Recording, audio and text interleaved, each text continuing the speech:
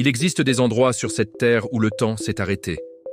Des endroits où, si vous posez la main sur une pierre, vous sentez quelque chose que la raison ne sait pas expliquer. Un frisson, une présence. L'impression confuse mais tenace que quelqu'un, quelque part dans la nuit des siècles, a voulu vous laisser un message. Sinengayen est l'un de ces endroits. Nous sommes au Sénégal, dans la région de Kaolack, à plusieurs heures de route de Dakar.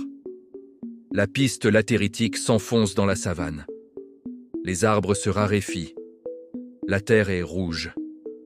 Le silence est total, à peine troublé par le vent dans les herbes sèches. Et puis soudain, elles apparaissent. Des pierres, des dizaines, des centaines de pierres dressées vers le ciel, disposées en cercle parfait, comme si une intelligence ancienne et invisible avait décidé d'organiser le chaos du monde en anneaux de pierre et de silence. Plus de 1000 monolithes, plus de 52 cercles, un site qui s'étend sur plusieurs hectares de savane sénégalaise, dans une indifférence presque totale du monde contemporain. Bienvenue à Sinengayen. Bienvenue sur le plus grand mystère archéologique d'Afrique de l'Ouest. Pour comprendre Sinengayen, il faut d'abord comprendre ce que représente le fait de dresser une pierre de 2 tonnes dans un sol africain, il y a 2300 ans. Sans grue, sans béton, sans acier, avec des mains, des cordes, des leviers de bois et une détermination qui nous échappe totalement aujourd'hui.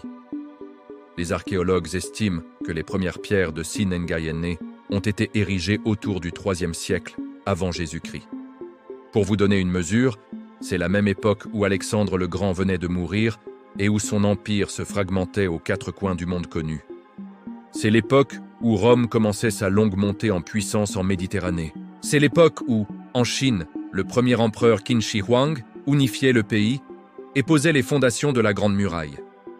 Et pendant ce temps, en Afrique de l'Ouest, des hommes plantèrent des pierres dans la terre rouge du Siné.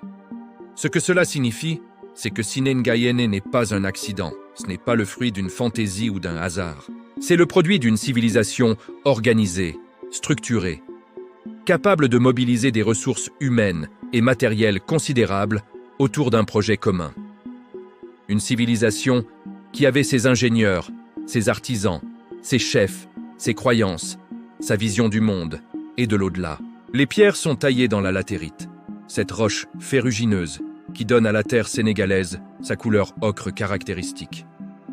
La latérite est une roche relativement tendre à l'extraction, mais elle durcit en vieillissant à l'air libre. Les bâtisseurs de Sinengayen le savaient. La taille des pierres est variable, calculée. Entre 50 cm et 2,50 m de hauteur, pour un poids pouvant dépasser plusieurs tonnes. Elles sont cylindriques, prismatiques, soigneusement équarries. Et parmi elles, il y a des pierres que l'on ne trouve nulle part ailleurs sur la planète. Des pierres en forme de lyre, taillées en fourche avec une encoche en V au sommet. Ces monolithes bifides sont uniques au monde dans un contexte mégalithique. Aucun site, ni en Europe, ni en Asie, ni en Amérique, ni ailleurs en Afrique, ne possède de pierres comparables. Leur signification exacte reste inconnue.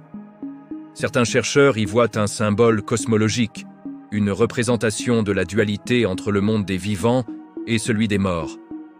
D'autres les interprètent comme une référence à la fertilité, au renouveau, au cycle de la vie. D'autres encore pensent qu'elle représente simplement une convention esthétique propre aux bâtisseurs de cette région. Personne ne sait vraiment, et c'est peut-être là le plus grand secret de Sinengayen. Ces pierres gardent encore leur mystère, 23 siècles après avoir été plantées dans cette terre. Sous les cercles de pierre de Sinengayen, la terre garde ses morts. Les fouilles archéologiques ont révélé des sépultures à l'intérieur et autour des cercles, des squelettes humains, parfois en position allongée, parfois recroquevillés. Et avec eux, des objets. Des lances en fer forgé, des bracelets, des couteaux, des céramiques décorées de motifs géométriques complexes, des perles de verre et de pierre. Ces objets funéraires nous racontent une histoire précise. Les personnes inhumées sous ces cercles de pierre n'étaient pas des gens ordinaires. Le soin apporté à leur sépulture, la qualité des objets qui les accompagnent, la monumentalité des structures érigées en leur honneur, tout cela indique un statut exceptionnel. Sinengayen est était une nécropole d'élite, un lieu de repos des puissants. Faites la comparaison. À la même époque, dans la vallée du Nil, les pharaons égyptiens se faisaient ériger des pyramides pour traverser l'éternité. Dans les îles britanniques, les rois et les prêtres de l'âge du bronze étaient inhumés dans des tumulus entourés de cercles de pierre comme Stonehenge. En Étrurie, dans ce qui est aujourd'hui la Toscane, les aristocrates étrusques se faisaient construire des tombes à chambres, ornées de fresques et remplies de trésors. Dans le Siné, les grands hommes de cette civilisation africaine se faisaient dresser des cercles de monolithes de latérite, 10, 12, 16 pierres en anneaux, pour marquer pour l'éternité leur passage sur cette terre. C'est le même geste humain universel, la même obsession de laisser une trace, la même conviction que la mort n'est pas une fin, mais une transition qui mérite d'être célébrée avec magnificence.